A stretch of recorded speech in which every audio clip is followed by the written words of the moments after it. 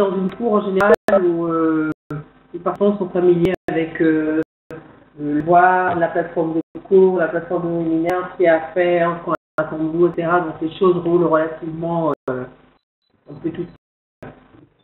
Donc ce qu'on va faire pour ce dernier webinaire, Thomas va déjà, on avait posté un message sur le forum en demandant vos questions, donc il y a eu des questions.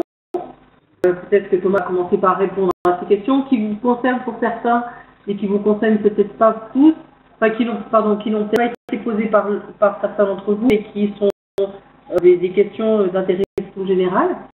Donc on va répondre à ces questions et puis ensuite on prendra vos questions. Donc n'hésitez pas, vous les mettez dans la chat ou vous prenez la parole en donnant votre nom et en faisant votre question. Donc Thomas, je te laisse la parole. Très bien. Bonjour à tous. Sur le forum, effectivement, il y avait 3 questions qui ont été posées. Répondre effectivement au premier lieu. Ensuite, n'hésitez pas à poser des questions sur les commentaires, les retours que j'ai pu vous faire sur vos devoirs et puis sur votre devoir de la semaine 3 si vous êtes en train de travailler dessus. Alors, les 3 commentaires, les 3 questions que j'avais reçues, la première c'était d'Abdelkader qui était du Mali, qui était présent, qui était présent sur le webinaire précédent et qui était sur le cadre logique en cascade. Alors, ça renvoie à la question qu'on a déjà discuté, notamment dans le retour collectif de la semaine 1, qui vos programmes sont compliqués. Il y a beaucoup d'actions dedans. Compliqué, c'est pas péjoratif, hein, c'est juste qu'il y a beaucoup de chaînes, beaucoup d'actions, beaucoup d'activités, beaucoup attendues, et que du coup le cadre logique qui lui est fait pour des projets très simples, hein, une activité, quelques produits, et faire un impact, ont du mal à présenter correctement. Donc, présenter un exemple d'outils pour illustrer les chaînes causales des programmes, c'est le logigramme, hein, qui présente sous la forme de boîtes et de flèches les effets attendus, les impacts attendus. Mais effectivement, une autre solution, c'est le cadre logique en cascade. Alors le cadre logique en cascade, ça consiste en fait à faire au moins un cadre logique au niveau des projets, parce que vous avez un programme qui réunit plusieurs projets, comme un CPP, et ensuite d'avoir un autre cadre logique au niveau global. Alors, Paul, est-ce que tu peux remettre le schéma à l'écran, s'il te plaît? Donc, dans cette logique-là, en fait, au niveau de chaque projet, vous allez pouvoir faire un cadre logique, et ce cadre logique, il va être très simple. Si votre projet, c'est des sessions de formation à des technologies nouvelles d'agriculture, eh bien, votre activité, c'est les sessions de formation. Votre produit, c'est que les participants ont appris des choses sur ces technologies nouvelles, l'effet qu'ils ont appliqué ces technologies nouvelles, et puis l'impact attendu qu'il y a augmentation des rendements et amélioration de la sécurité alimentaire. Merci, Ola. Vous voyez à l'écran là ce que peut être un cadre logique en cascade. Vous faites ça à niveau, et puis au niveau global, vous allez alors soit refaire un cadre logique, mais ici je l'ai représenté sous la forme d'un logigramme, c'est-à-dire que vous allez montrer comment vos différents projets contribuent à un ou plusieurs effets attendus au niveau global et à un ou plusieurs impacts attendus au niveau global également. Alors l'avantage de ça, c'est que vous allez pouvoir notamment répondre à 2 questions qui sont très importantes quand on fait l'évaluation au niveau programme. La première, c'est quelle est la cohérence entre l'ensemble des actions. Alors, en particulier vrai pour les CPP, hein, parce que les cadres de programmation nationaux, parce qu'en fait on a pris plusieurs projets qui existaient, on les a mis dans un seul programme. Donc comment est-ce qu'on peut prouver que tous ces projets vont bien dans la même direction, se complètent bien les uns les autres? Est-ce qu'il y a des possibilités de synergie, c'est-à-dire que 2 actions complémentaires permettent d'aboutir ensemble à un effet supérieur qu'elles auraient eu chacune de leur côté. Donc ça c'est un point important. Puis, le deuxième point important, c'est d'identifier les contributions, c'est-à-dire identifier quel projet est susceptible d'avoir un effet sur sur les impacts attendus. Alors, juste pour que vous reteniez, hein, éventuellement, l'énergie, on dit, c'est 1 plus 1. Ouais, j'écris bien.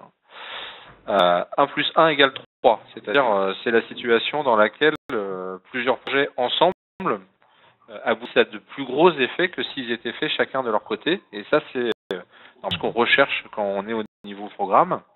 Et donc, la deuxième grosse utilité, c'est d'être capable de dire, voilà ce qui est susceptible de contribuer à quel impact.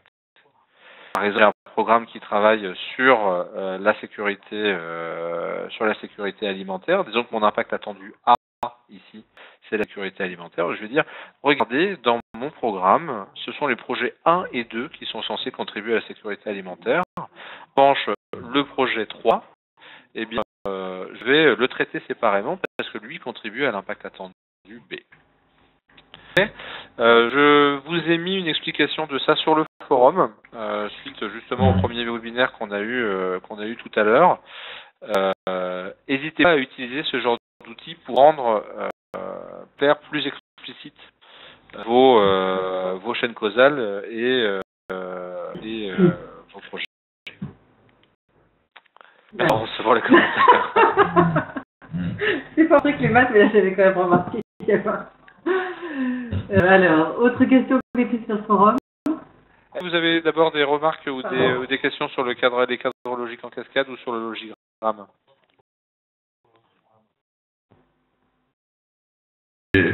Thomas? Oui. Oui, donc voilà. Et je vois effectivement ce que vous avez présenté. Nous avons un projet sur un programme sur la sécurité alimentaire et nutritionnelle. Oui. L'exemple que vous venez de donner, après je vois que ça coïncide avec ce que nous avons, parce que nous avons à l'intérieur de ce programme des composantes qui peuvent être assimilées à des projets. Et il y a 2 composantes qui ont trait à la sécurité alimentaire, et puis il y a une composante qui est purement nutritionnelle. Oui. Est-ce qu'on peut essayer de les prendre un peu comme ce que vous venez de présenter en logique cascade? Exactement, je pense que c'est un bon exemple de ça. Vous pouvez voir en haut la sécurité alimentaire, en bas la nutrition. Alors, je résume quand même que ces deux-là, au bout, ont un effet commun, quoi. C'est-à-dire, si je vais encore plus loin, j'ai quand même un impact global qui ça va dans la même direction. Mais du coup, c'est intéressant parce que en fait, ça vous permet de vraiment de distinguer les deux, et en particulier en matière d'évaluation, ça vous permet d'éviter que des projets qui ont plutôt des effets en termes de nutrition se retrouvent à être évalués au regard de la sécurité alimentaire. Plus vous faites ça tôt, donc par exemple dans la première année de votre programme, plus vous serez armé le jour où l'évaluation arrivera, que quelqu'un de l'extérieur arrivera en vous disant ça aurait dû être comme ci ou ça aurait dû être comme ça. Et vous cliquez non, pourquoi on a fait ça, c'est pour telle ou telle raison. On a pris que certains projets contribuent à telle priorité et à telle autre. Voilà, on a agi en conséquence. Quoi. Question de j'en prie, Moussa. Une question d'Alain dans le chat. L'influence pondération le long de la cascade et pas que sur l'ensemble qui pourrait être un problème. En évaluation, quelles mesures prendre en compte dans ce cas pour une appréciation de réussite ou d'échec, et également l'appréciation de l'effort à accomplir pour les remédiations possibles. Donc ça, c'est 3 questions, Alain, hein, plutôt qu'une seule. La première, sur la pondération, le poids des différentes chaînes. Alors ça, je pense que c'est quelque chose qui est très important, parce que le logigramme, si on le laisse comme ça, on a l'impression que tout contribue à tout et que tout contribue au même niveau. Alors qu'en fait, c'est pas vrai. Vous avez un projet qui contribue beaucoup plus que les autres. Donc ce que je vous conseille effectivement, c'est de représenter les pondérations. Il y a plus rien de le faire. Je vous en donne deux comme ça. Il y a une pondération par les contributions. Et en fait, vous allez faire varier l'épaisseur des flèches. Et dire telle flèche pour moi est plus importante, etc. Souvent, c'est plutôt un travail qu'on fait en interne de le faire, mais vous pouvez complètement faire de façon participative. Une autre façon de faire cette pondération, c'est du point de vue de l'évaluation. Je vous donne une expérience qu'on a faite nous. C'était sur l'évaluation pour l'agriculture biologique dans une région française. Il y avait une instance participative alors avec beaucoup trop de gens, il y avait 30 personnes, mais il y a tous les points de vue. Il y avait les petites associations locales, il y avait l'agriculteur bio, il y avait les industriels qui se chargeaient de ça, il y avait la chambre d'agriculture, etc. Et on a tous donné, on leur a donné 3 gommettes. On leur a donné un logigramme et on leur a dit pour vous ce plan sera un succès si quel effet est obtenu. Et donc ils ont collé leur gommette sur le logigramme et ensuite nous on a agrégé tout ça. Au regard de ça, en fait, on a identifié quels étaient vraiment les points les plus importants le long de la chaîne. Voilà. C'est tout bête, hein, des gommettes et un logigramme. Parfois, ça marche bien. La deuxième question, quelles mesures prendre en compte pour une appréciation de réussite ou d'échec? Oui, je vous réponds par rapport à ça aussi. Hein, en disant les points qui sont les plus importants. Oui. Du coup, en sortant l'information, vous allez être capable de dire c'est plus succès, c'est plus un échec. Quoi. Si votre effet attendu 1, c'était l'effet que vous identifiez comme étant vraiment le plus important, et que tout le reste ça marche, mais que là ça marche pas, bah voilà, vous allez être capable de dire s'il y a un problème ou pas. Et à l'appréciation de l'effort à accomplir pour les remédiations possibles, je vais un peu botter en touche, je veux dire que la balle est dans votre camp. L'évaluateur, il est souvent beaucoup plus capable de dire ce qui ne va pas que de dire comment il faudrait améliorer. C'est plutôt le type qui vient dire ah bah non ça c'est pas comme c'était prévu, ça n'a pas eu l'effet attendu, etc. Il fait des recommandations stratégiques en disant il faut améliorer ci, il faut améliorer ça. Mais la raison des différentes possibilités pour remédier au problème, je pense que c'est plutôt le boulot des gens qui sont sur le terrain et qui quelles sont les différentes solutions et lesquelles peuvent fonctionner. Alors ça peut se faire avec l'aide de l'évaluateur. Le rôle du chargé de suivi et évaluation est majeur là-dedans parce que souvent c'est une des rares personnes qui connaît l'ensemble du programme. Les autres ils travaillent dans leur projet, etc. Généralement le chargé de suivi est un des seuls à être capable de le faire. C'est aussi celui généralement qui est connecté avec les bonnes pratiques, ce qui fait ailleurs. Et qui peut proposer des solutions, mais être capable de dire ça va être trop compliqué, etc., ça va être, à mon avis, les chefs de projet, les gens dans l'équipe qui vont faire. Voilà. Je pense, Alain, que vous avez cette expérience-là.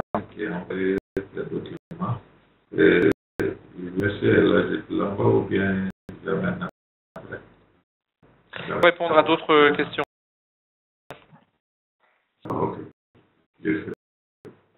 Oui, allô?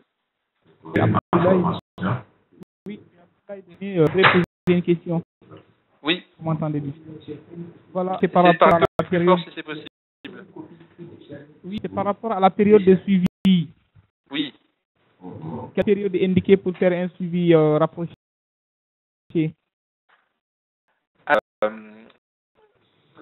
Par principe, il se fait tout du long du programme ou du projet. Mon point de vue, en tout cas ce que je vous conseille, investir beaucoup la première année. Il y a beaucoup de choses qui vont se jouer dans cette première année. En particulier, c'est dans la première année que vous allez faire tout le travail de reconstruction du cadre logique, de la logique d'intervention, que vous allez poser les questions de suivi, etc. Les questions de suivi-évaluation, etc. Donc là, un gros boulot et dans le devoir de la semaine 3, on vous demande de faire un agenda en gros de votre plan de suivi évaluation. Il y a beaucoup de choses dans cette première année. Et après, ce qui est vraiment important, c'est d'avoir rendez-vous. C'est-à-dire que tout le monde est en tête que tous les ans ou tous les 6 mois, j'en sais rien, sont vos moyens, vos possibilités, les gens vont être sollicités par le suivi évaluation et qui vont avoir un retour de ce que vous faites. Et que ce retour, du coup, ils savent qu'il arrive à tel moment et donc ils peuvent peut-être l'intégrer dans leur projet, etc. Ça, c'est vraiment très important. Il faut que le système de suivi évaluation en fait soit prévisible. Comment ça arrive, c'est dans l'agenda de tout le monde est invité à participer au moins une fois, etc. Le suivi, il va vraiment jusqu'au bout et pour moi, il se terminerait idéalement, mais c'est pas toujours faisable, il se termine après le programme, un peu après le programme qui vient de se terminer parce que il y a une dernière étape dans le système de suivi, c'est l'héritage entre guillemets quoi. C'est de dire voilà ce qu'on a appris, voilà ce qui a marché, voilà ce qui n'a pas marché. Entre guillemets une lettre à votre successeur si jamais il y a un successeur, une lettre à vous-même si vous allez continuer les choses pour garder les traces de tout ce que vous aurez fait pendant la durée de vie du programme. Okay. Par rapport à l'évaluation, j'avais posé une question la fois dernière mais qui n'est pas toujours répondue. C'est par rapport à l'évaluation à mi-parcours. Oui. Bon, il est toujours recommandé de penser à cette évaluation et si c'est le cas, est-ce que toujours c'est bon de le faire avec une personne extérieure du projet ou bien c'est l'équipe du projet même qui doit faire ça, l'évaluation à mi-parcours? Bon, la réponse théorique et la réponse pratique après. La réponse théorique, c'est que une évaluation à mi-parcours, c'est forcément par quelqu'un d'extérieur et c'est utile à partir du moment où votre programme est suffisamment long, c'est-à-dire où il dure 4 ou 5 ans.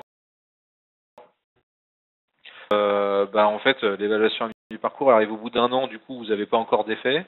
Du coup, ça ne sert pas à grand-chose, etc. Sur un programme ou un projet qui dure 2 ou 3 ans, faut mieux soit avoir une évaluation ex post, donc qui arrive après la fin du projet, si on est vraiment dans les leçons, les bonnes pratiques, c'est une évaluation finale, c'est-à-dire une évaluation qui se passe dans la dernière année, de façon à pouvoir facilement améliorer un futur projet. Si vous êtes plutôt d'un point de vue plus pratique, c'est vrai qu'on fait comme on peut. Si on a 4-5 ans, effectivement, il vaut mieux avoir une évaluation externe à mi-parcours. Si on ne peut pas, l'exercice d'auto-évaluation, ça peut être intéressant. Un exercice d'auto-évaluation, c'est pas une vraie évaluation. C'est quelque chose que vous pouvez faire de façon participative. C'est vous réunissez un petit groupe, vous donnez l'ensemble des données que vous avez jusqu'ici. Éventuellement, vous faites une enquête supplémentaire ou des analyses supplémentaires avec des cibles pour pouvoir collecter un petit peu d'informations en plus. Et vous faites le constat de la situation à ce niveau-là. C'est-à-dire où on en est. Mais auto-évaluation, je déconseille de faire du jugement, de dire c'est bien, c'est pas bien, c'est suffisant, c'est insuffisant. Pourquoi? Parce qu'on n'est pas schizophrène et il faut pas. Je pense que c'est pas une bonne chose de donner aux gens de juger leur propre travail. Ça peut être agréable, ça peut créer des tensions entre les gens, etc. Si vous êtes chargé du suivi et évaluation et qu'on vous doit faire une évaluation vous du programme, vous vous limitez au constat, quoi. Parce que vous êtes le collègue qui dit des choses désagréables sur les autres, etc. Donc vous dites voilà, j'en suis de l'analyse. Le jugement ne pourra être fait que par un groupe, que par le collectif, que par le comité d'évaluation, etc. Voilà. C'est bien quand on a suffisamment de temps pour que ça ait du sens, quoi, que vous puissiez vous servir des résultats. Ok, merci beaucoup pour la réponse ou les réponses données. Je vois que c'est vraiment explicite, mais la plupart des cas, on constate des fois qu'on n'est pas en train de suivre très le chemin tracé ou l'intracé pour arriver aux objectifs. Ouais. C'est pourquoi la fois dernière, j'ai eu à échanger un peu avec des amis, des collègues qui me disent oui, comment peut-on comprendre, est-ce que ça va, est-ce que ça ne va pas. Moi, j'avais dit que peut-être c'est avec le suivi qu'on peut savoir est-ce que ça va, est-ce que ça ne va pas en l'évaluation. C'est pourquoi j'ai posé la question d'évaluation. Encore une fois, si vous avez un bon système de suivi, c'est-à-dire que si on vous a un système dans lequel tous les ans un comité de suivi et évaluation se réunit, regarde les indicateurs du système de suivi, des décisions, c'est tout de suite plus simple, quoi. Il y a effectivement des situations où en fait il n'y a pas vraiment de système de suivi et où l'évaluation à mi-parcours c'est le seul moyen de se retourner sur la situation. Et dans ce cas-là, c'est bien. Dans ce cas-là, c'est la bonne chose à faire. Message d'Yvon qui demande, bonjour Yvon, comment construire un système de suivi participatif? L'objectif étant de se détailler la logique à faire du suivi l'apanage d'un spécialiste recruté comme responsable du suivi et évaluation au sein du programme. C'est une très bonne question. Dans tous les cas, c'est compliqué. Dans tous les cas, c'est ce qu'il faut viser. Alors, vous pouvez, dans le cours, vous avez la proposition de mettre en place un comité de suivi et évaluation ouvert dans la mesure du possible et où en fait le responsable de suivi et évaluation est celui qui coordonne, qui texte, analyse les données, mais qui n'est pas celui qui juge, qui décide, qui est spécialiste. Au contraire, il est le facilitateur, quoi. Hein. Le responsable de suivi et évaluation, ça doit être un facilitateur. Il dit je vous ai apporté les données pour que vous puissiez échanger et décider. Si vous êtes, dans le programme ou le projet où vous êtes, il y a aujourd'hui aucune participation, je vous conseille de commencer en interne, c'est-à-dire d'abord avoir 3 ou 4 personnes autour de la table qui travaillent en interne sur le système de suivi, long terme d'élargir à des partenaires. Mais la clé du sujet, la clé de ce genre de système de suivi et évaluation, c'est que tout le monde soit concerné. Parce que quand on travaille suffisamment dans cette direction-là, au bout d'un moment, en fait, c'est plus vous qui allez voir les gens en leur disant voilà le système de suivi pourrait faire pour vous. C'est plutôt qu'ils viennent vous dire en disant mais moi j'ai besoin de cette info-là, j'ai besoin qu'on rende compte là-dessus, ou mon père va m'embêter là-dessus, comment est-ce que je peux lui prouver qu'on a bien fonctionné, etc. Et du coup, à partir de ce moment-là, ça devient beaucoup plus simple d'être participatif. Une solution à ça, c'est quand même de faire ou sensibiliser un peu tout le monde au suivi et évaluation, et surtout à quoi ça sert, à quoi ça peut vous servir. Donc une formation technique, parce que la formation technique, à quoi ça peut vous servir, comme vous pouvez gagner du temps avec le système de suivi et évaluation, est-ce que vous pouvez rendre compte à vos bailleurs grâce au système de suivi et évaluation, ça peut être un bon moyen d'impliquer les gens. Je vois que Anna est arrivée. Bonjour. Oui, bonjour. Bonjour. Vous aviez une question sur le forum, je vous laisse la reposer. Bon, j'avais une question. J'ai vu que vous avez tenté de répondre au cadre logique. Au fait, j'étais à une formation la dernière fois où on suivait l'évaluation et on disait qu'il fallait mettre l'évaluation par rapport aux effets par rapport au cadre logique, et qu'il faut définir le cadre logique en fonction de nos objectifs pour pouvoir le suivre. Et donc, je trouve qu'il y a un peu de contraste entre ce que nous avons appris dans le cours de la première semaine et ce qui se passe dans la formation où j'étais. Bon, j'ai essayé de proposer, mais le facilitateur n'a pas voulu me comprendre, donc j'ai dû accepter sa logique. Donc, je voudrais vraiment savoir, bon, parce que je vois que ici c'est la nouveauté, c'est les normes, c'est le présent. Peut-être que ce que le facilitateur avait, je trouve que c'était du passé. Bon. Donc, je veux vraiment avoir ça. Ouais. Merci. Le cadre logique, on s'en sert parce que, je vais dire les choses de façon assez franche, hein. On s'en sert parce qu'on est obligé, parce que les bailleurs et les donneurs demandent à ce qu'on l'utilise. Et tout ce que je vous dis sur le logigramme, sur ces autres outils, etc., c'est une chose, mais votre bailleur il va quand même vous demander à la fin un cadre logique avec des grandes colonnes, activité, résultat, la colonne hypothèse et risque, la colonne indicateur. Donc là, de toute façon, il va falloir que vous le produisiez parce qu'on vous le demande. Ça n'empêche pas que quand vous mettez en place votre système de suivi et évaluation, l'important, c'est de montrer quelles sont les chaînes de résultats et au regard de ces chaînes de résultats attendues, de définir ce qu'on va surveiller et les indicateurs qu'on va utiliser pour le faire. Alors, au niveau programme, on est obligé, pour pouvoir faire un choix sur ce que l'on évalue, sur ce que suivre, de poser des questions de évaluation. Quand un projet très simple, j'ai juste des sessions de formation qui donc permettent aux gens d'apprendre des choses nouvelles qu'elles appliquent ensuite. Le logique, c'est super. Je veux dire, j'ai une case, je peux mettre une étape. C'est pratique, on s'y retrouve très bien.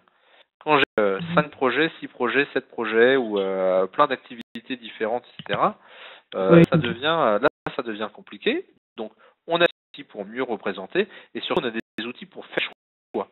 Qu'est important? Qu'est-ce que je veux vraiment savoir pour pouvoir faire un choix?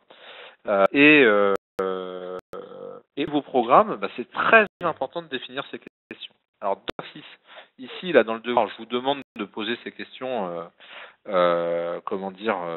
toute seule. Mais en fait, dans la réalité, c'est pas vous qui posez les questions. C'est-à-dire que vous allez voir les gens, vous prenez votre bâton de pèlerin, vous allez voir les gens dans le projet, vous allez voir les partenaires, vous leur dites qu'est-ce que vous voulez savoir sur les résultats. Voilà les résultats qu'on voudrait avoir. À votre avis, c'est quoi qui est important? Où est-ce qu'on risque d'avoir des problèmes? Comment est-ce qu'on pourra dire que le programme est un succès ou un échec? Qu'est-ce qu'il faut absolument qu'on suive comme information, etc. Vous allez, à part ça, définir un petit nombre de questions et vous répondez à ces questions par des indicateurs. Donc, faut bien voir que c'est parce qu'on est à l'échelle d'un programme et qu'un programme c'est compliqué d'avoir cette nécessité de poser des questions. Mais même quand au niveau projet, ça fait pas de mal de poser des questions pour se dire qu'est-ce qui est vraiment important. Et je dis aussi, faites attention de toute façon d'avoir un nombre limité d'indicateurs. Pourquoi est-ce que je dis ça?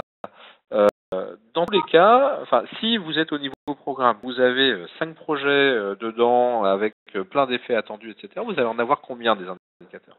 30, 40, 50 mètres. Vous allez en faire de ces 30 indicateurs. Il peut être au niveau de chaque projet, ça je dis pas, chaque projet va avoir son propre système d'indicateurs.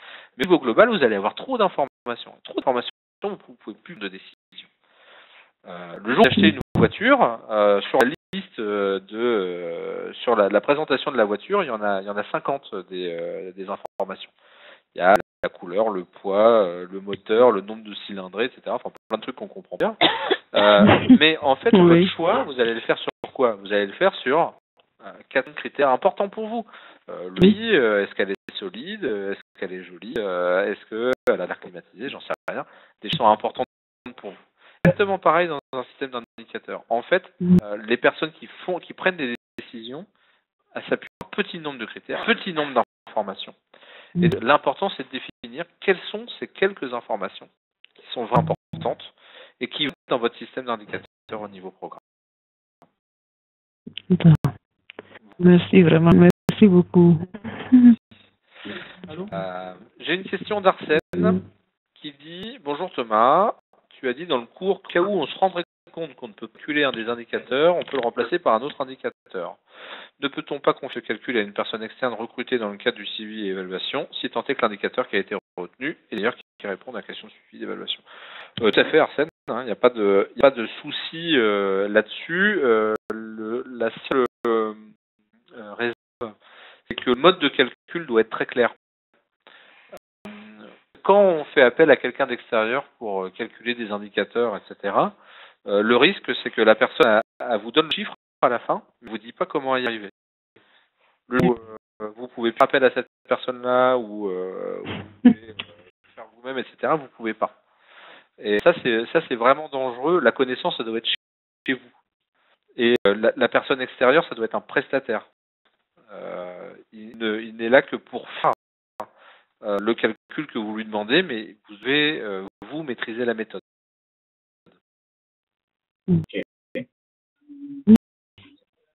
Oui, une question, c'est Abdoulaye encore. Oui. Moi, c'est par rapport aux outils de collecte et de traitement des données. Comme vous le savez, en suivi-évaluation, on fait toujours la collecte des données et on ne doit pas les garder comme ça. Il faut les traiter, il faut les analyser, il faut les utiliser. Qu'est-ce qu'il est mis indiqué pour faire ça? Alors ça dépend vraiment du type de données que vous collectez. Si on parle de données quantitatives, genre de bases de données, etc., les outils les plus simples, c'est-à-dire un tableur, donc LibreOffice ou Office ou Excel. Enfin, je pense que c'est suffisant dans beaucoup de cas. Si vous avez des données d'enquête, je conseille dans le cours, alors, si vous avez des données d'enquête, et que vous avez une connexion Internet correcte, je conseille des outils type Google Forms, SurveyMonkey, etc., qui sont des outils gratuits. Et, il y a du bruit derrière vous, j'ai du mal à parler. Oui, il y a assez de bruit. Merci, Arsène. Il y a donc, si vous avez une connexion Internet correcte, je conseille des outils gratuits type Google Forms, type SurveyMonkey, des choses comme ça. Je pense que Florence a mis les liens sur le forum. Ça, c'est des outils d'utilisation vraiment très simples, qui sont gratuits, que vous pouvez utiliser et qui ont l'avantage de vous faire toute l'analyse à plat facilement. Pardon, juste un petit mot. Donc, dans le webinaire précédent, on a eu une petite discussion là-dessus. Donc, on a parlé un peu des outils qui permettent de collecter des données. Et du coup, j'ai ouvert un nouveau fil de discussion dans le forum où j'ai l'adresse des trois plateformes que vous pouvez utiliser. Les informations, ça va vous emmener sur des sites en général en français. Vous pourrez regarder comment ça marche. C'est assez simple d'utilisation. Voilà. Donc ça n'hésitez pas. Après, je pense que ça dépend vraiment du type de données que vous collectez. Il faudrait que vous me disiez éventuellement que vous pouvez mettre sur le forum, quoi. Sur un type d'information en particulier, je peux éventuellement vous conseiller des outils. C'est des outils simples. Hein. C'est des outils simples. Sur ce qui est statistique, je conseille également d'utiliser des outils que vous avez en ligne qui existent. Vous avez, je sais, il y a pas mal d'entre vous qui utilisent SPSS ou des logiciels comme ça. En fait, c'est des logiciels qui sont très durs d'accès et si on n'a pas le niveau en statistique, en plus, on peut faire des grosses bêtises avec. Du coup, je trouve généralement que utiliser des outils plus simples, qui font peut-être moins de choses, mais qui sont plus simples, peuvent être aussi bien, ou alors vraiment bien se former aux outils statistiques avant de les utiliser. Beaucoup parce qu'il y a de ces collègues qui utilisent certains outils, notamment le Sphinx ou bien les EpiInfo par rapport au projet de sécurité alimentaire et nutrition. Je ne sais pas si ces logiciels sont appliqués à tous les niveaux. Le Sphinx, nous, on l'a beaucoup utilisé pendant longtemps. Alors, c'est un excellent logiciel. Hein. Pour nous, il a un défaut, c'est qu'il est très cher. C'est 1500 € hein, quand même. Enfin, nous, c'est à ce prix-là qu'on le paye. Et du coup, là, on est prêt à des solutions en ligne qui sont chères et qui sont pas et qui sont en fait aussi puissantes pour 99% de nos besoins, on va dire. Mais encore une fois, c'est parce que on sait qu'on a des connexions internet qui sont très solides et donc on peut avoir tous ces logiciels en ligne. Sphinx, il a le gros avantage, il tourne sur votre machine, vous n'avez pas besoin d'avoir une connexion internet pour qu'il marche. Et ça c'est important. Le deuxième logiciel que vous m'avez dit? EpiInfo. EpiInfo, je connais pas. Ok. Il faut attendre rapidement. Ah oui, c'est enquête épidémiologique. Oui, les SMAT, les enquêtes SMAT, on est Ouais. souvent les EPI-info. Ouais, bons outils, mais c'est très propre. Hein. C'est des outils qui sont vraiment pour vous. Oui, ça c'est très bien. Moi, je connais que de rédaction, quoi. C'est des choses spécifiques à votre domaine. Je pense pas que ça soit beaucoup utilisé en dehors. J'ai une question. Et ce qui est, Pardon. oui, ce qui est important pour EPI Info, c'est les données anthropométriques qu'on analyse facilement. Donc, je pense qu'il faut beaucoup allusion à la santé que d'autres domaines, quoi. Très bien. Bah, j'irai revoir en détail parce que je connais que deux noms et puis. Ok. J'ai une question de Sukati. Quels sont les bons indicateurs pour la réalisation de sécurité alimentaire et nutritionnelle? Alors, je vais un peu voter en touche aussi sur cette question-là, tout simplement parce que la FAO a des indicateurs pour ça, qui existent et qui, à ma avis, sont plutôt bons. Par exemple, la diversité alimentaire, etc. Alors, sauf si certains d'entre vous veulent y répondre, je pense que vous les connaissez mieux que moi. Mais sinon, il y a un site de la sécurité de la FAO là-dessus, avec les indicateurs de sécurité alimentaire. Voilà. Je réponds à côté, mais il y a vraiment un site existant. Attendez, je vais vous mettre le lien. Je cherche rapidement. Mais je vous mets le lien dans le chat et je pense que sinon vous les connaissez. Voilà, avec des indicateurs sur la sécurité alimentaire. Mais vous les avez, hein, les scores de diversité, etc., de diversification, etc. Non, parce que c'est pas tout le monde qui les a en tête, quoi. Vous voyez? Allez, moi, j'ai pas bien entendu. Il est important que nous échantions parce que c'est important. C'est pour nous qui travaillons à la FAO, par exemple. Et, si on ne croit pas les indicateurs, ça va nous faire des fois. Bon. De ce que je connais, j'en ai vu un certain nombre de vos cadres de programmation nationaux quand on avait construit ce cours-là.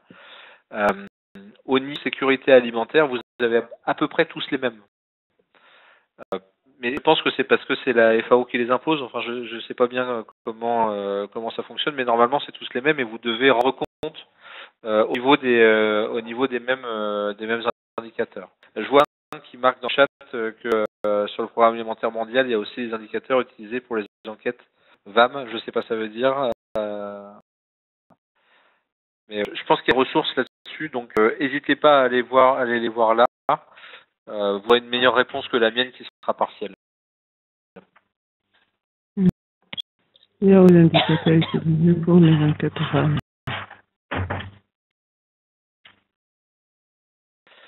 Question auquel je peux répondre. Pardon, Thomas, à ce sujet, peut-être qu'on pourrait faire, c'est complet. Je vais reprendre le message que j'ai, ou mettre peut-être un nouveau fil de discussion dans le forum, et que entre participants, les gens puissent aussi partager leurs sources, mais ça devait être plus spécifique. Très bien. Désolé si vous avez des choses, je mettrai déjà ce qu'on a ici. Ça, n'hésitez pas à consulter aussi. Voilà. Ce qui est important sur tous ces indicateurs, c'est que ce sont des indicateurs génériques, donc, puisque les utiliser dans de nombreuses situations. Et donc, il y a un protocole pour les collecter.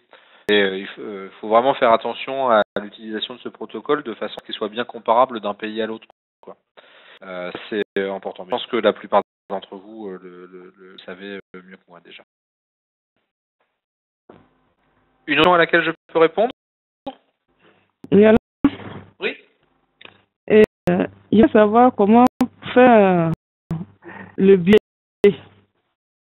de vie évaluation. Ouais.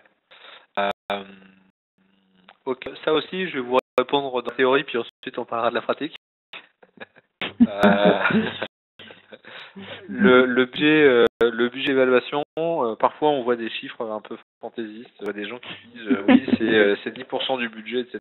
Bon, si c'était 10% du budget, les chargés de suivi évaluation roulent sur l'or et seraient heureux.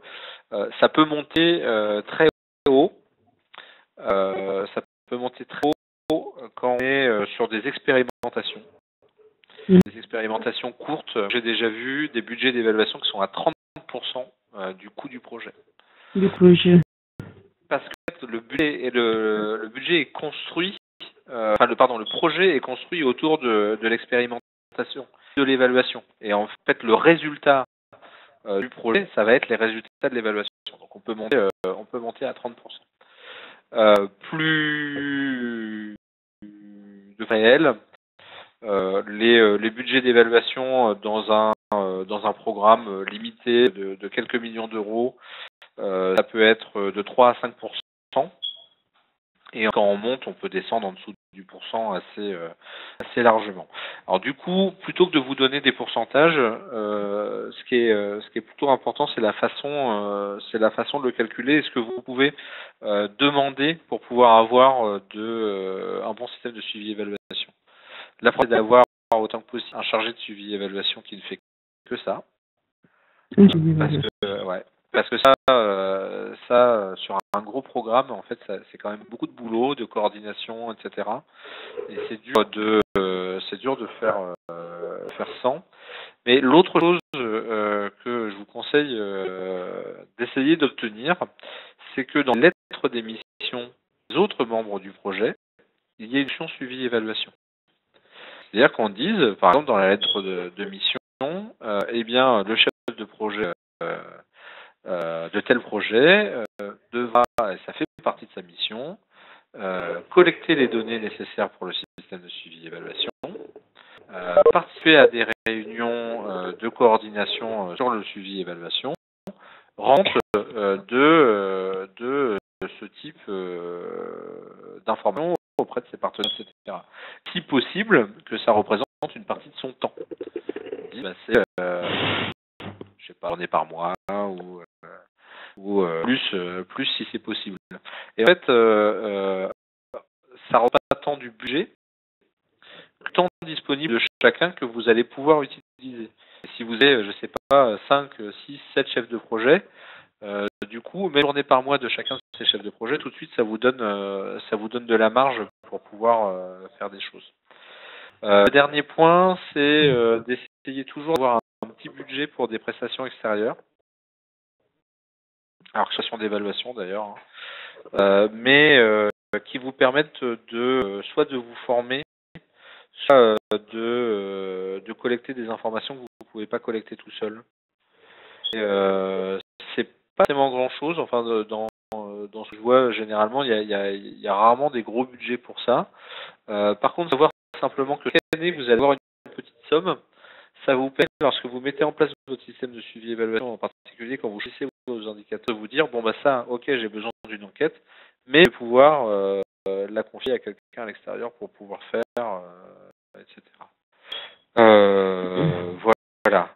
Bon, maintenant, je suis conscient qu'en général, vous êtes contraint et un peu la dernière roue du carrosse et qu'on dit ah bah tiens, il faut encore des sous pour le suivi et évaluation.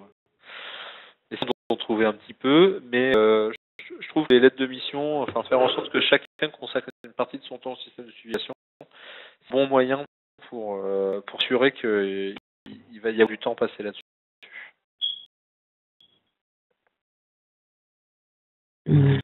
Voilà. J'ai une question de Yvon. Dans nos programmes, nous définissons carrément un volet pour la mise en place d'un système de suivi et évaluation participatif. Quels sont selon vous les types d'indicateurs génériques que l'on pourrait définir et associer à ce volet? Alors, le principe des indicateurs génériques, c'est que vous pouvez tous utiliser. Ils forment une bonne base de discussion. Si vous mettez en place, si vous avez un groupe de travail, un comité d'évaluation, de suivi d'évaluation, à lequel vous définissez des indicateurs, vous pouvez dire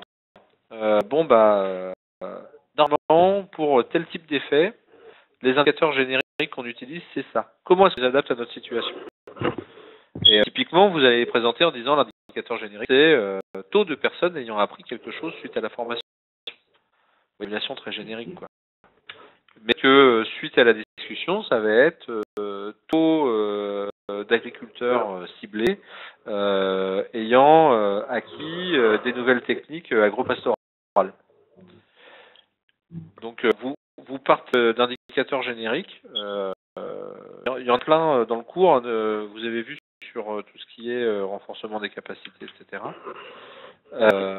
Vous pouvez partir des indicateurs génériques. C'est une bonne base ensuite pour discuter entre vous et avoir quelque chose qui veuille dire quelque chose, quoi. Qui est dit dans un langage suffisamment simple pour que tout le monde comprenne de quoi on parle suffisamment précisément, de façon précise. Une question à laquelle je peux répondre? Oui, une question aussi par rapport à l'évaluation initiale. Oui. Bon, les gens qui montent des projets ne se voient pas avec les bailleurs avant de les monter. Ouais. Et que du coup, parfois, le montant de suivi, plutôt le montant de l'évaluation initiale ne figure pas dans le budget du projet. Ouais. Et que quand on commence la mise en œuvre, on s'aperçoit qu'il est nécessaire d'obtenir des informations pour pouvoir continuer dans le projet. Et orienter des fois de faire la révision budgétaire pour trouver un montant sera dédié à l'évaluation initiale. Et du coup, certains résultats vont être biaisés. Qu'est-ce que vous en pensez? Est-ce qu'il faut toujours compter le bailleur avant de monter le projet? Ou bien est-ce qu'il faut continuer à faire des choses comme ça? Ou bien il faut prévoir un montant, même s'il n'est pas au courant, prévoir un montant et qu'on va ajouter au montant global du projet qui va nous servir de l'évaluation initiale? Dans une situation idéale, quand vous allez voir le bailleur, vous devez déjà avoir l'évaluation initiale. Situation idéale, c'est-à-dire la situation où vous dites l'évaluation initiale me montre qu'il y a un problème et voilà vers quoi on va. On se lâche jamais. Ok, ça j'en suis bien conscient. Mais pour vous dire que c'est le genre de situation qu'on devrait avoir. Du coup, l'évaluation initiale, elle arrive souvent dans la première année du projet alors qu'elle devrait arriver avant qu'on commence. Donc déjà on est en retard. Une solution qu'ont certains de vos collègues, qu'ont utilisé certains de vos collègues, c'est que en fait la coordonnée initiale est une des activités du projet ou du. Alors c'est un peu comment dire, c'est pas des activités entre guillemets au sens où c'est pas ça va avoir des résultats sur les cibles, mais du coup comme c'est une activité du projet, elle est financée au même titre que les autres activités. C'est potentiellement une bonne solution parce que comme ça il y a un budget, etc. qui n'est pas le budget du suivi évaluation, hein, et qui est le budget d'une activité dont l'objectif est de collecter l'information nécessaire ensuite à pouvoir faire le suivi évaluation, à rendre compte des résultats. Je pense que c'est plutôt pas mal. Sinon, effectivement, vous travaillez avec votre bailleur. Alors je sais qu'il commence à y avoir des bailleurs qui, au lieu de juste financer des projets, vont financer des petites études exploratoires ou des études initiales qui justement permettent ensuite d'affiner le projet, quoi. Ça c'est bien. Enfin, ça je trouve que c'est vraiment une bonne logique. Et sinon,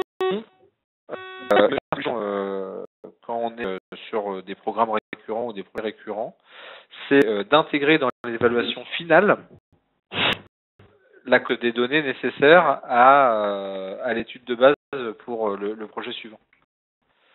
Vous voulez mesurer un problème, par exemple, problème de sécurité alimentaire que vous voulez aux pratiques des fermiers. Bon, en fait, vous allez demander est-ce que dans l'évaluation finale ou dans l'évaluation ex post, il y ait une mesure des pratiques des fermiers, des pratiques agricoles des fermiers, que les pouvoir utiliser comme situation de base. Donc il faut être là dans la durée, quoi. C'est toujours le même problème, c'est-à-dire que on sait que quand il y a la même équipe qui travaille sur un pays donné pendant 10 ans, 15 ans, souvent ils ont l'avantage d'avouer là, quoi, parce qu'en fait, ils collectent l'information au fur et à mesure. Quand les gens sont là 1 an, 2 ans, comme par ça arrive, je sais pas si c'est le cas dans vos programmes, ça complique pas mal les choses. Message de Moussa qui me dit: Thomas, nous avons des projets d'urgence au niveau de la FAO qui ne durent pas longtemps, les effets et les impacts sont visibles bien longtemps après le projet. Que faire pour évaluer la contribution du projet à atteindre des effets et impacts dans ces conditions? Alors, la première réponse, je crois que je l'ai déjà dit la dernière fois, et c'est dans les références du programme. N'hésitez pas à lire le guide de suivi et évaluation de la Fédération internationale des Croix rouges, qui est français, sur les situations, le suivi et évaluation dans les situations d'urgence. Parce que, à l'essence, c'est les seuls à avoir fait un guide comme ça. Ils savent les problèmes qu'il y a là. La contribution du projet à l'atteinte des effets et impacts dans ces conditions, vous allez la faire de 2 façons. Il y a une façon qui va être, on va dire, classique d'un système de suivi et d'évaluation, et qui va être de mesurer autant que possible les produits, les résultats immédiats de vos actions. Alors, l'avantage dans les projets d'urgence, c'est que les chaînes causales, généralement, sont très courtes. On distribue des coupons alimentaires. Les personnes ont de nouveau des moyens de subsistance et elles retrouvent une alimentation normale ou en tout cas suffisante pour pouvoir survivre. L'avantage, c'est que la chaîne causale est très courte, donc on n'est pas dans des projets très compliqués, etc. Sauf que en fait, vous pouvez avoir plusieurs chaînes. Il y en a de plus en plus des comme ça. C'est-à-dire que vous donnez des bons alimentaires et donc les marchands trouvent une demande solvable et donc cheminent des produits sur place et donc on reconstruit, on va dire, un système de distribution pour les personnes réfugiées, etc. Et dans ce cas, ce qui est intéressant, c'est d'utiliser le système de suivi et évaluation pour identifier clairement toutes les contributions possibles projet à avoir. Et même plus loin, c'est toutes les incidences possibles. On sait que les projets d'urgence, on a absolument beaucoup de temps pour les préparer, etc. On peut avoir des effets non voulus qui parfois sont positifs, mais parfois sont négatifs, qui peuvent être très importants. Et si on n'y prend pas garde, si on modifie pas très vite le projet, et ben ça peut avoir des conséquences très mauvaises. Et dans là, un des rôles du système de suivi et évaluation, c'est d'identifier très très vite toutes les choses possibles. Et quand on a un effet non voulu, très vite d'être capable de dire quand on a fait telle action sur tel territoire avec tel genre de personnes, on voulait avoir tel effet, mais c'est pas ça qu'on a eu. On a eu un autre effet, et du coup il faut réagir. Et donc ça c'est quelque chose que vous faites vraiment au fur et à mesure. Et ce sera très utile si vous le faites, parce que ça va mettre à celui qui fera l'évaluation plus tard, parce que comme vous le dites, les faits ils sont à plus long terme, devoir comprendre pourquoi tel et tel choix ont été opérés et quelles étaient toutes les conséquences à prendre en compte. C'est compliqué, le suivi et évaluation des projets d'urgence, et sans parce que vous ne pouvez pas vous projeter dans le temps. Vous pouvez, cette année, je fais ça, et puis l'année prochaine, on fera ça. Non, vous êtes en permanence sur la marche. Et donc, il faut être capable d'avancer. On parle du guide du FIDA, effectivement, il est très bien. On le conseille également. Oui, Thomas, question. Oui. Oui, moi je disais que c'est par rapport au projet d'urgence plutôt. La plupart n'ont pas de cadre logique. Parce que non, que c'est un projet d'urgence, on n'a pas besoin d'un cadre logique, il faut juste demander les produits attendus, les activités à réaliser et c'est fini. Est-ce que c'est toujours le cas ou bien vous conseillez qu'on ait dans le cas qu'un cadre logique qui accompagne le projet? Un cadre logique, ou en tout cas l'identification des résultats que vous voulez avoir et des conditions et risques pour les atteindre, ça devrait être automatique. Il va à chaque fois. Mais encore une fois, il est pas, il va bouger quoi. C'est ce qui va bouger au fur et à mesure de votre action. Donc, c'est pas forcément quelque chose de très lourd. Il faut pas laisser forcément énormément de temps parce qu'il va bouger. Mais il faut le faire. Il faut le faire. Il y a rien à faire. Si vous ne savez pas par quelles étapes vous allez obtenir vos résultats, vous ne pouvez pas les suivre, vous ne pouvez pas les évaluer. Si vous ne pouvez pas les suivre, vous ne pouvez pas les évaluer, il y a un risque que vous aboutissiez à des résultats qui sont inverses à ceux que vous souhaitiez, et que le projet ne fasse plus de mal que de bien. C'est vraiment important d'avoir ça en tête. Oui. Et que lorsqu'on a des impacts contraires à ce qu'on avait prévu.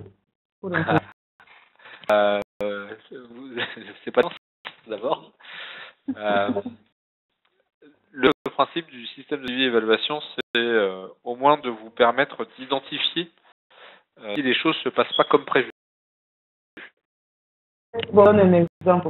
Vous distribuez des moustiquaires imprégnés pour que les gens se couchent sous les moustiquaires pour éviter le paludisme. Et Ouais. ces gens pensent qu'ils n'ont pas de quoi manger, ils vont vendre ces moustiquaires et à manger. Bon, dans ce cas concret, qu'est-ce qu'il fallait faire? Manger aux gens d'abord. Tout à l'heure, l'évaluateur, il a plutôt tendance à dire voilà le problème qu'à trouver les solutions concrètes. Ce qui est sûr, c'est que quand vous travaillez au début, dans la première sur le système de suivi et évaluation,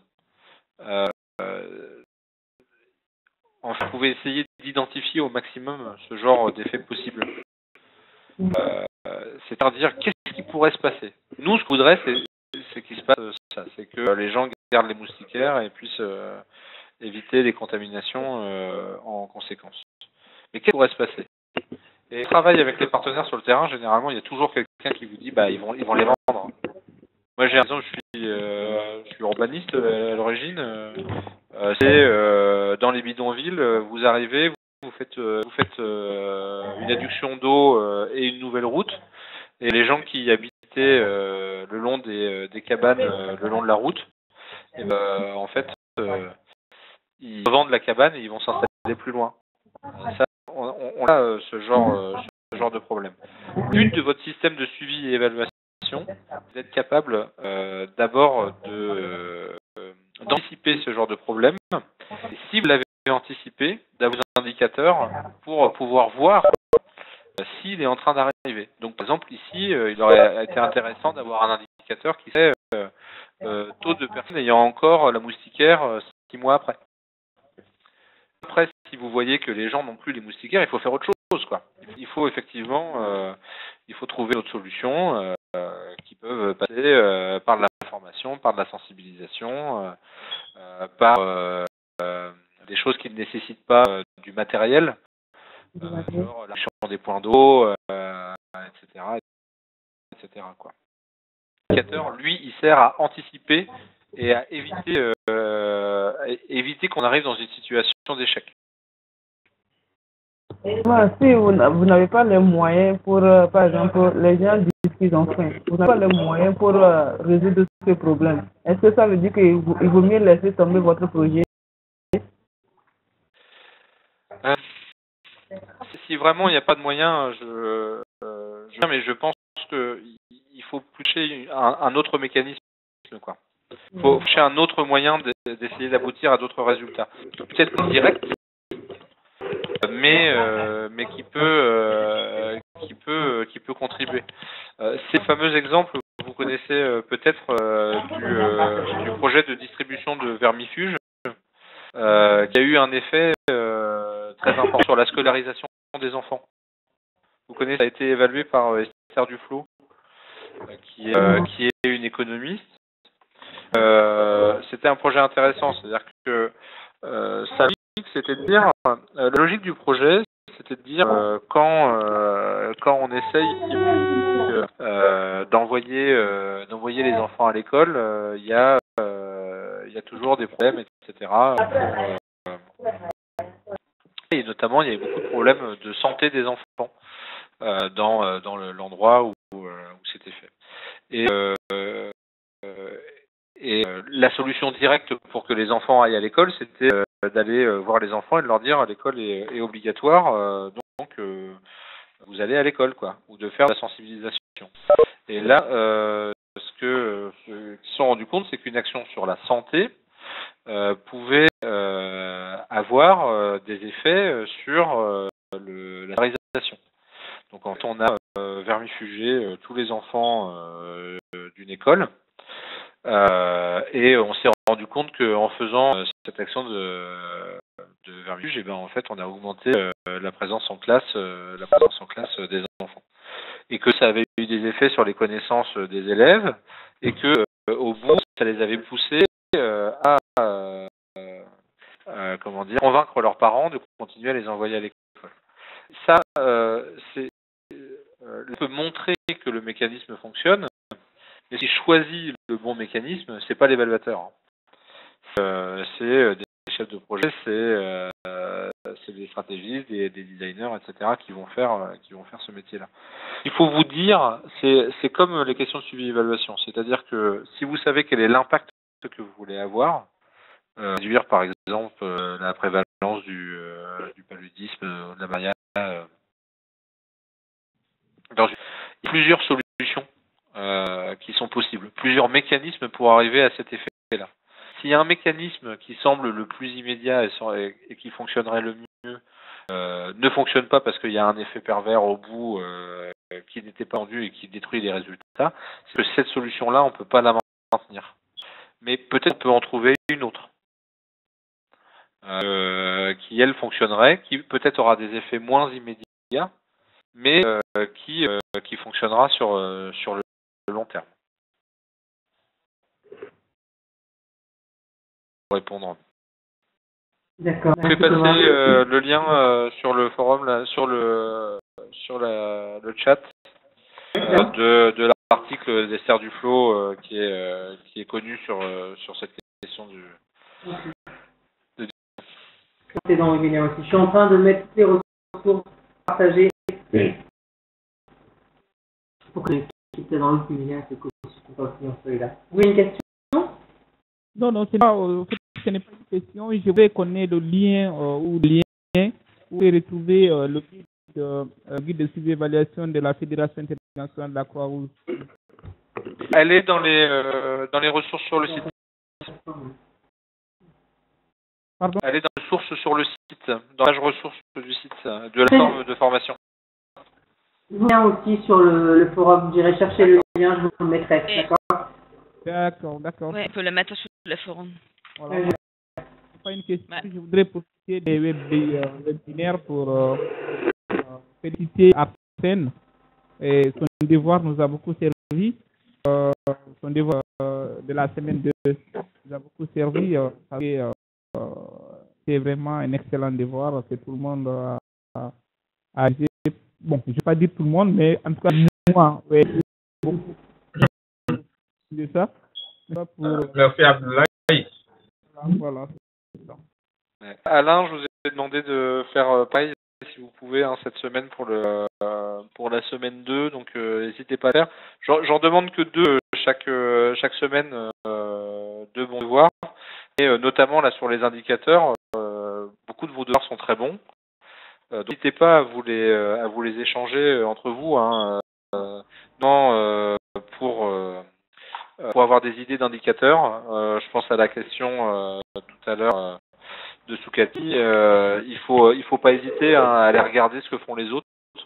Alors, parfois c'est pas adapté à votre situation. Il faut pas essayer à tout prix d'utiliser un indicateur quand il n'est pas adapté, mais je pense que ça peut vous donner des bonnes idées. Merci. Bon, fin de cette dernière ligne droite, plus qu'un pas. Je vois dans les gens qui sont en ligne certains qui m'ont pas envoyé encore leur semaine 2, qui m'avaient prévenu. Essayez de me donner votre semaine 2 et votre semaine 3 en même temps, que je puisse vous faire un retour. Et donc nous avons une échéance, Florence, qui est au décembre, avec correction 11 et 12. Voilà. On veut essayer d'envoyer les diplômes la dernière semaine avant les fêtes de Noël, donc il n'y aura pas de possibilité de flexibilité pour ce dernier mois. Donc, Vous aurez vos certificats et tout, quoi. voilà. On va mettre sous le sapin de Noël. Pour ceux qui font le sapin. Moi, merci à Florence pour cette session. Merci. Merci à Merci vous. à tous. Y a-t-il encore des commentaires? Alors, j'ai un petit commentaire, une petite Ouais. peut-être expérience que nous partageons ici au niveau du Burkina. Et nous n'avons pas en fait, disons, un suivi évaluation comme ça. Nous avons un collègue qui est là. Comme nous avons des experts dans plusieurs domaines, économie, foresterie, génie rural, et nous savons que chacun des experts est pratiquement responsable de la collecte des informations relevantes de son domaine. Et il est mieux placé peut-être pour définir les indicateurs. Et maintenant, le collègue qui est responsable du suivi et évaluation collecte cela et puis coordonne les actions du suivi et évaluation. Je sais si c'est une bonne pratique, mais c'est pour le moment de cette façon que nous évoluons. Oui, c'est une très bonne pratique, surtout si entre collègues vous avez l'occasion de discuter ensemble sur ces indicateurs. Parce que quand on est dans son domaine, parfois on a tendance à parler son propre langage, vous savez, à être dans son monde. Mais si à ça vous ajoutez de la discussion, de la possibilité de affiner, de définir ensemble, de discuter, bah c'est super. À ma cette occasion. Très bien. Merci à tous. Donc, vous retrouverez dans le forum toutes les ressources qu'on a partagées, ainsi que les ressources sur de la Croix-Rouge. Et puis voilà. N'hésitez pas à partager d'autres ressources que vous pouvez connaître aussi. Bonne fin de cours. Merci Florent. Merci Thomas. Merci Paola. Merci à vous. Au revoir, merci beaucoup. Merci à tous. Au revoir. Merci. Au revoir. Merci. Au revoir. Bye bye. Merci, au revoir.